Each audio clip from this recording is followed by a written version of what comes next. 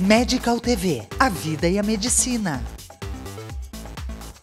Obesidade e cirurgia bariátrica, com os médicos Rafael Giovanardi, Henrique Giovanardi, Daniel Panarotto, Fabrício Fortuna, Fábio Algayer, Leonardo Weissheimer e Luiz Henrique Cavictico, com a psicóloga Alessandra Marta e a nutricionista Sabrina Fórmulo.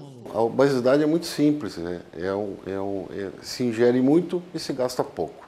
Por uma série de condições de hoje, falta de exercício físico, acesso fácil à alimentação, alimentação hipercalórica, alimentação de baixo custo, normalmente é uma alimentação de baixa qualidade, isto é, muita caloria. A obesidade, ela é dependente de dois fatores, como a maioria das doenças, predisposição genética e os eventos, os fatores ambientais. A família toda é gordinha, assim, né? Tipo, todos nós, desde pequeno, sempre fui gordinho. Tipo, tive ali uns 10 anos, eu pesava 77 quilos. Né? Daí eu lembro que minha mãe levou no médico, daí eu fiz um tratamento, comecei a praticar esportes e diminuí. Daí com 18 anos eu fui para morar em Curitiba. Nesse período foi onde eu engordei muito, né? Eu saí daqui com 73, voltei com 125.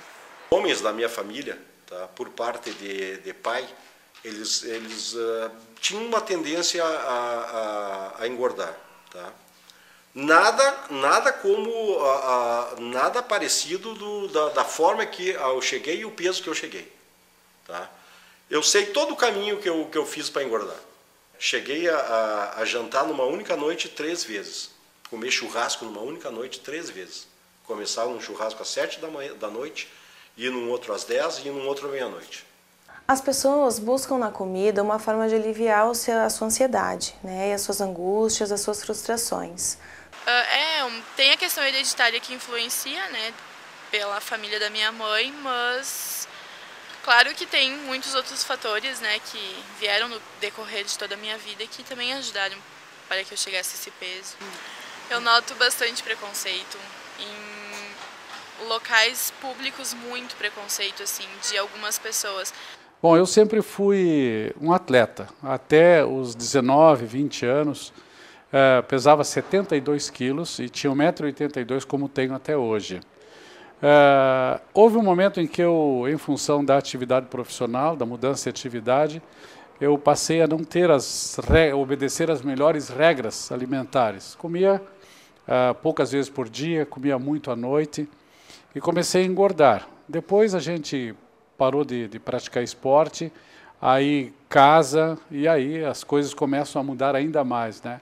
Quando eu percebi, quando me dei por conta, eu estava pesando 90, 100 e tentando fazer regime, aí depois terminava o regime, o elástico aquele, né? E depois, em 1982, eu descobri que era diabético. Meu pai também era diabético, mas eu fui internado em pré-coma com 690 e eu estava pesando 120 quilos. E a partir daí passei a tomar medicação para diabetes, para pressão alta, essas coisas. Mas a alimentação, eu não mexi na alimentação, não mudei os meus hábitos e evidentemente que chegou um ponto que eu não tinha mais saída. Estava com um problema, tive problema cardíaco, comecei a ter problemas renais, passei a ter a pressão fora de controle, a diabetes oscilava o tempo inteiro. E em função da atividade profissional, a gente é submetido a um estresse muito grande. E o estresse faz com que a gente coma mais e na hora mais inadequada, né? Até que houve um determinado momento em que eu fui a uma pescaria.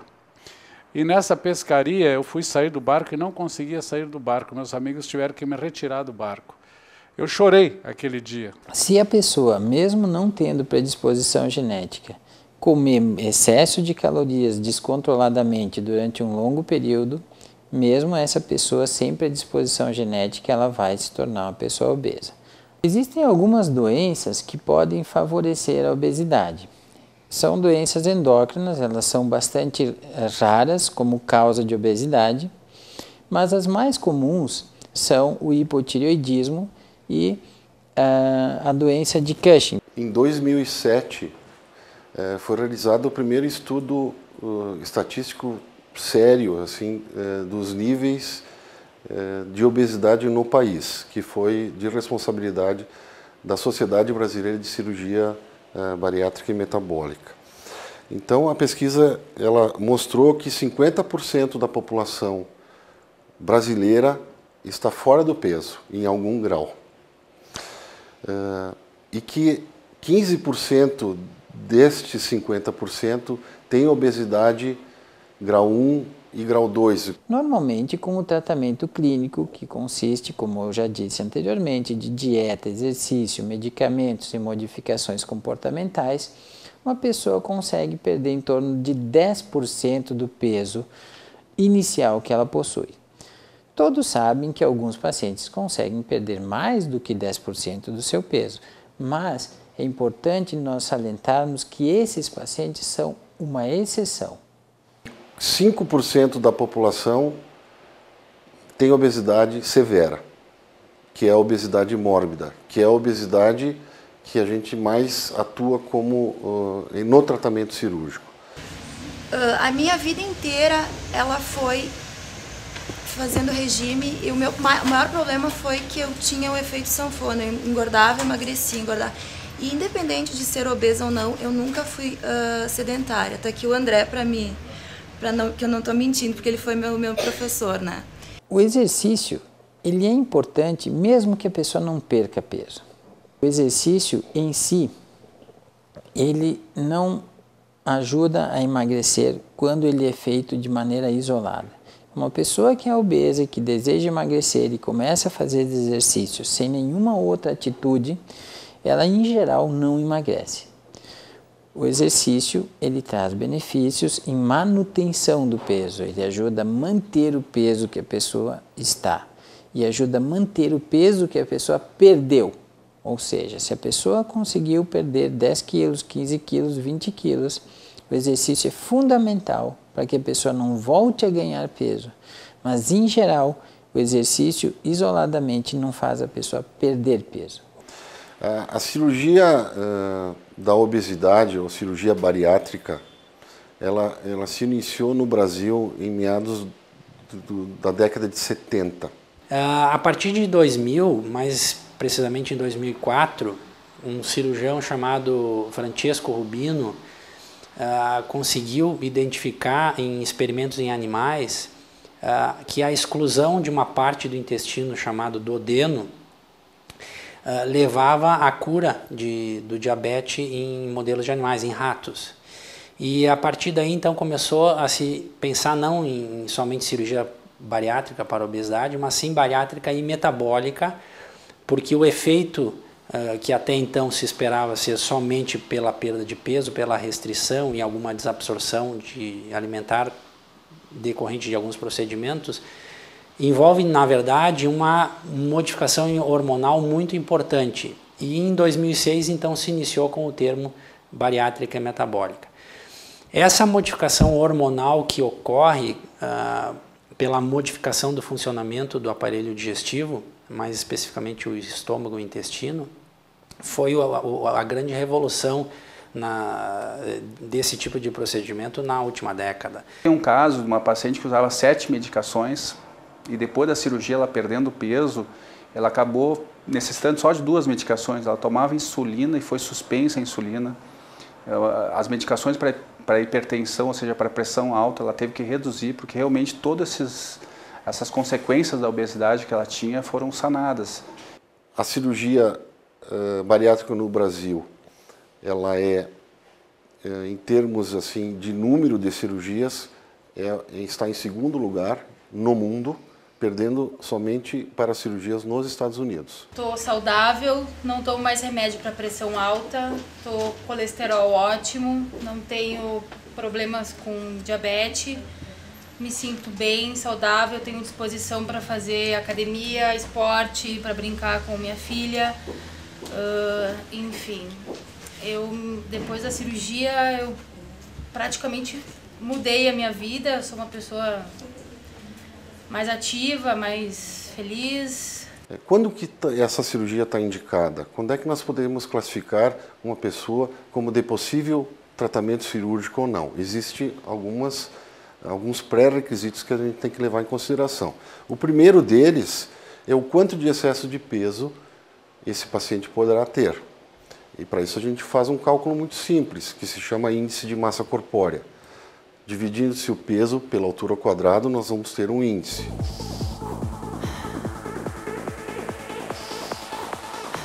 Então, a obesidade, ela é um excesso de gordura corporal. Esse excesso de gordura corporal, o método mais prático de se medi-lo é através do índice de massa corporal. Nós temos uma classificação baseada nesse índice que é a seguinte: entre 19 e 25 kg por metro quadrado de índice de massa corporal, a pessoa é considerada de peso normal. Entre 25 kg por metro quadrado e 32 kg por metro quadrado, a gente classificou como paciente de sobrepeso. De 32 a 35 kg por metro quadrado, como obesidade grau 1, de 35 a 39,9 como obesidade grau 2 e acima de 40 kg por metro quadrado como obesidade severa. O índice de massa corporal, ele acaba sendo um reflexo da quantidade de gordura, mas ele não é muito preciso. Vou dar um exemplo onde ele não é preciso. Em uma pessoa que tem 1,60 m e tem 80 quilos, mas esses quilos são de treinamento muscular, um halterofilista. Essa pessoa tem uma quantidade de gordura muito pequena e tem um índice de massa corporal que vai corresponder a um sobrepeso ou uma obesidade, quando de fato ele não tem um aumento de gordura. Então o índice de massa corporal, ele tem que ser entendido como um índice prático, como uma medida prática, útil, rápida de ser feita, mas que deve ser interpretada com cuidado em alguns casos. A obesidade traz uma série de consequências para a saúde, tanto do ponto de vista metabólico, como, por exemplo, aumento do risco de diabetes e de hipertensão arterial sistêmica, quanto do risco de doenças osteometabólicas ou artrose, artrite, apneia do sono, doenças respiratórias, doenças cardíacas e mesmo alguns tipos de câncer. Eu tinha problemas de pressão alta, eu já dormia com o aparelho CFAP, que é para evitar a apneia. E a apneia obstrutiva do sono é uma doença silenciosa. O paciente geralmente ele não se dá conta que ele tem apneia do sono, né? Ele não sente que ele tem apneia do sono. O que é a apneia do sono? Com a obesidade, né, além da barriga, a gente costuma depositar gordura em excesso na região cervical. E essa gordura em excesso, às vezes, ela pode trancar a nossa faringe e laringe durante o sono. Normalmente, durante o sono, a gente relaxa nessa região aqui. E se o indivíduo ele é obeso, ele já tem uma gordura exagerada aqui, a faringe e a laringe dele já tem um diâmetro menor e quando ele relaxa de noite, ele se sufoca. Geralmente o obeso ele apresenta alterações cardíacas. E essas alterações cardíacas são decorrentes da própria obesidade, que faz com que o coração trabalhe mais, esse coração começa a crescer. Minha cardiologista me botou assim, como a gente está conversando aqui, ele disse assim: bom, tia, então agora nós vamos ter uma conversa. Ou é uma cirurgia, ou é o caixão daqui no máximo 2 anos. Eu estava engordando 10 quilos por ano. Como também a obesidade traz, eventualmente, fatores de risco, né, como hipertensão, diabetes, colesterol alto. E todos esses fatores de risco aumentam a chance de depósito de gordura nas artérias, né, provocando infarto no coração ou derrame no cérebro. Aqui eu tenho um modelo de coração em que a gente vê na porção superficial as coronárias. São essas coronárias que entopem no caso de um infarto.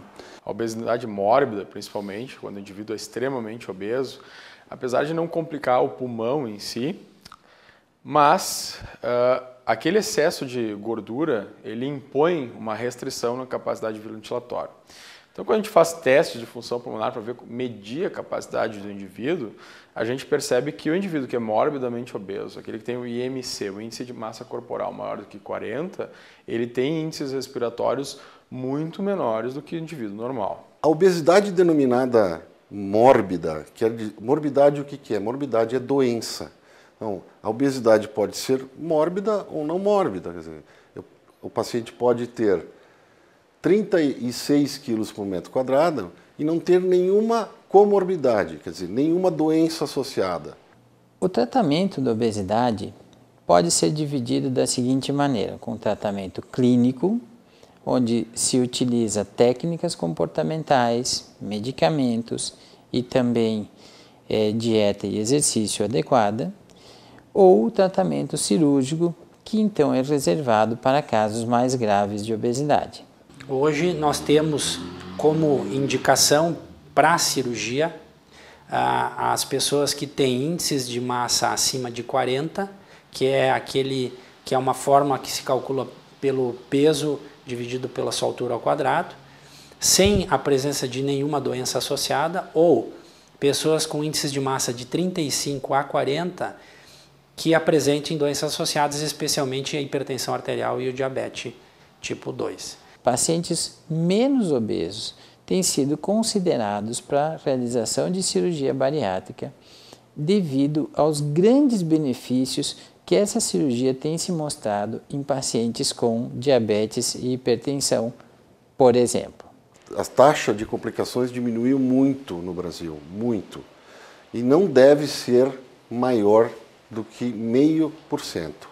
Complicações não quer dizer mortalidade. Cirurgia bariátrica, ela é o método mais eficaz e duradouro para a perda de peso a longo prazo. A gente trabalha então conscientização do paciente para as mudanças que vão vir no pós-operatório e também a apresentação então da dieta que ele vai ser submetido. No pré-operatório, o paciente precisa de 2 meses para poder fazer o acompanhamento psicológico e nutricional. Na parte da psicologia, o paciente precisa de 8 encontros e esses encontros são divididos em avaliação e preparação psicológica. Nós temos também um grupo que acontece mensalmente, onde os pacientes operados dão o seu depoimento da sua experiência para os pacientes que querem fazer a cirurgia.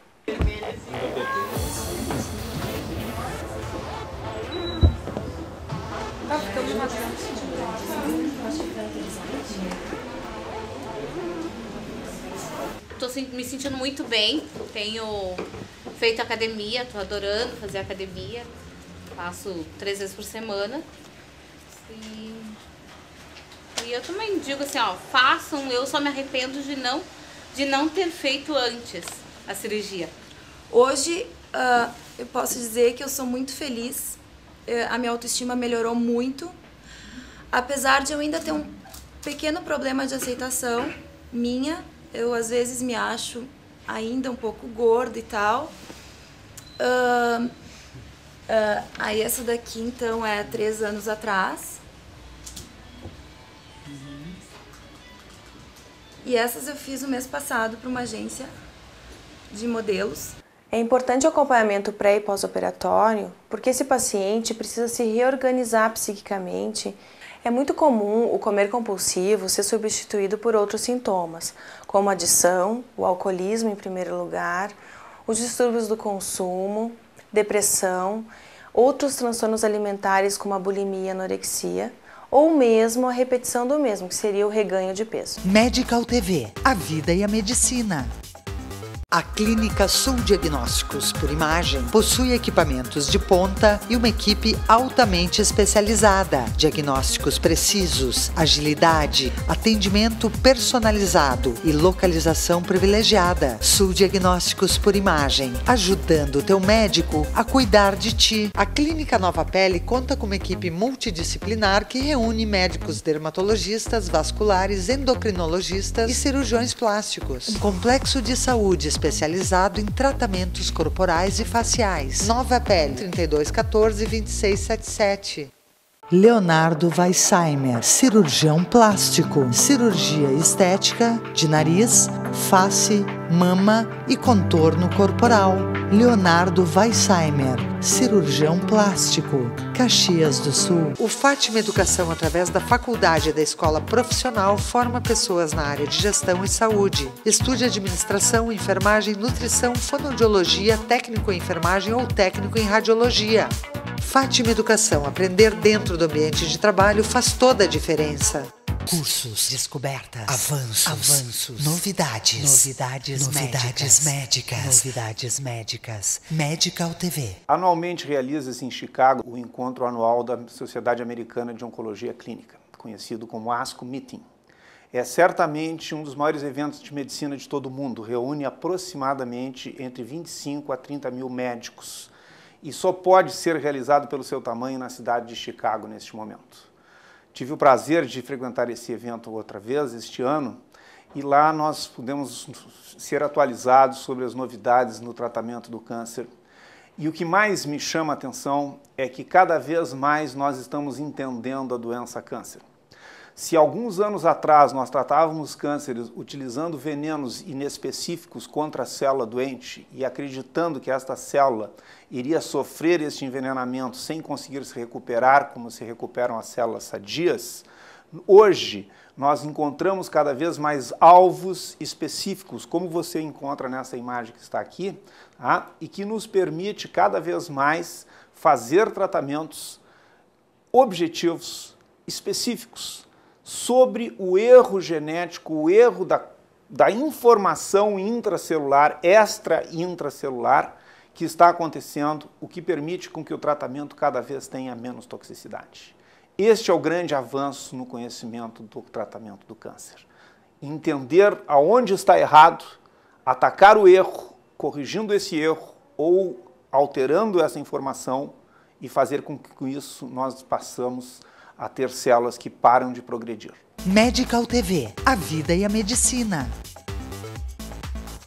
Obesidade e cirurgia bariátrica. Existe uma classificação um pouco mais moderna hoje, que é o superobeso. Quem é o superobeso? É o paciente que tem índice de massa corpórea em torno de 60 quilos por metro quadrado.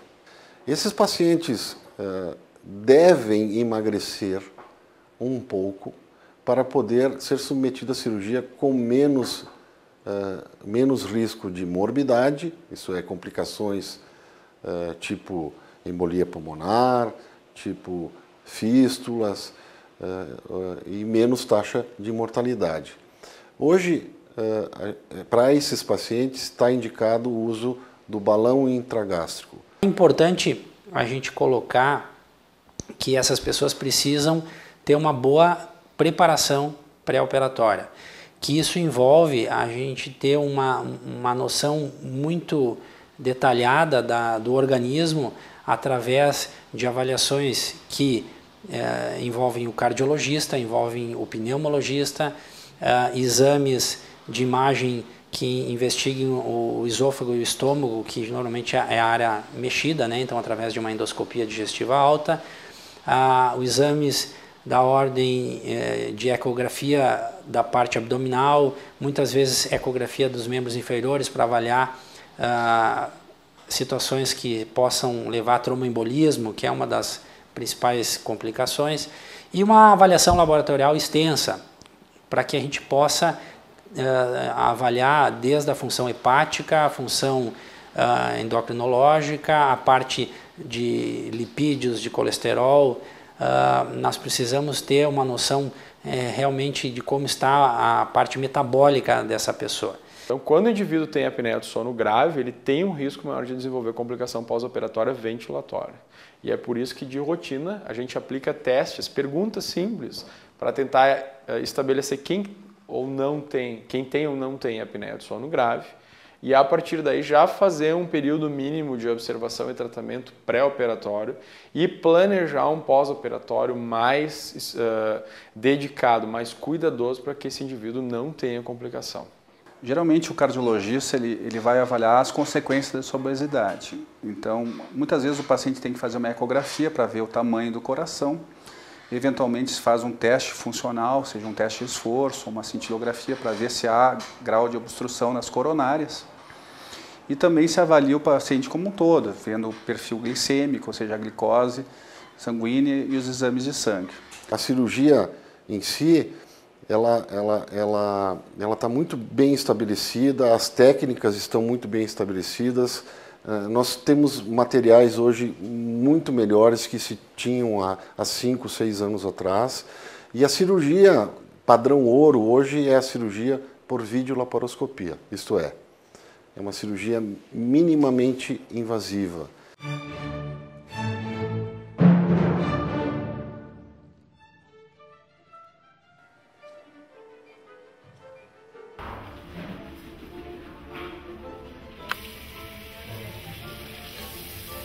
Cirurgia.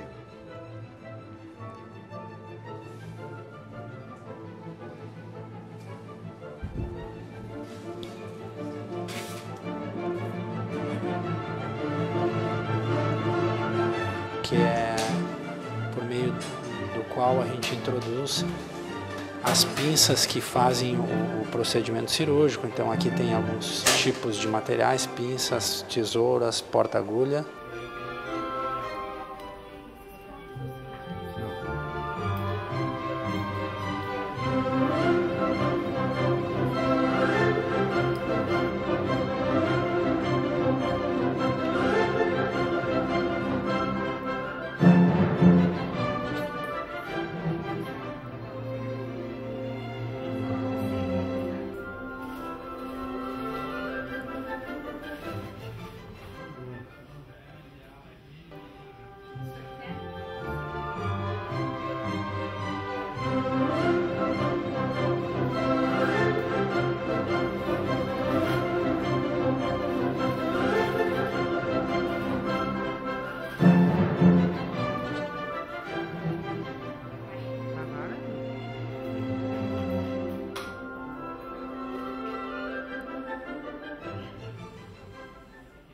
É uma anestesia geral, né, com algumas peculiaridades no que diz questão ao peso do paciente.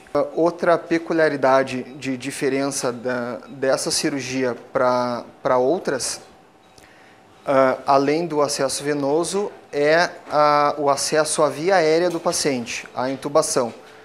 Então, o importante é uma preparação adequada para que na hora que o paciente for anestesiado e a gente vai proceder à intubação, que não ocorra nenhum problema. Então é utilizado esse monitor que analisa a atividade elétrica cerebral, então nos dá um dado objetivo se a dose que está sendo usada está adequada ou não. O problema é que essa cirurgia hoje, realmente as técnicas são feitas através de anestesia geral. E, durante a anestesia geral, todo o funcionamento, todo o condicionamento do organismo como todo é testado. Então, o coração, o pulmão, a função de troca gasosa, tudo isso entra em questão. E é preciso ter muito cuidado. Hoje, a cirurgia bariátrica ela é bastante segura, né? Se tinha muito medo no início, né? Hoje a gente entende muito bem os limites da cirurgia bariátrica. É uma cirurgia que tem pouco sangramento, exige pouco do ponto de vista cardiovascular, né? Porém, alguns cuidados são comuns. Felizmente, a incidência de complicações pulmonares perioperatórias tem reduzido bastante, né? Com o conhecimento médico avançando, com a identificação apropriada dos pacientes que têm o maior risco, com o tratamento pré-operatório adequado, essas complicações têm reduzido bastante, né? A coisa tem sido bem mais segura, né?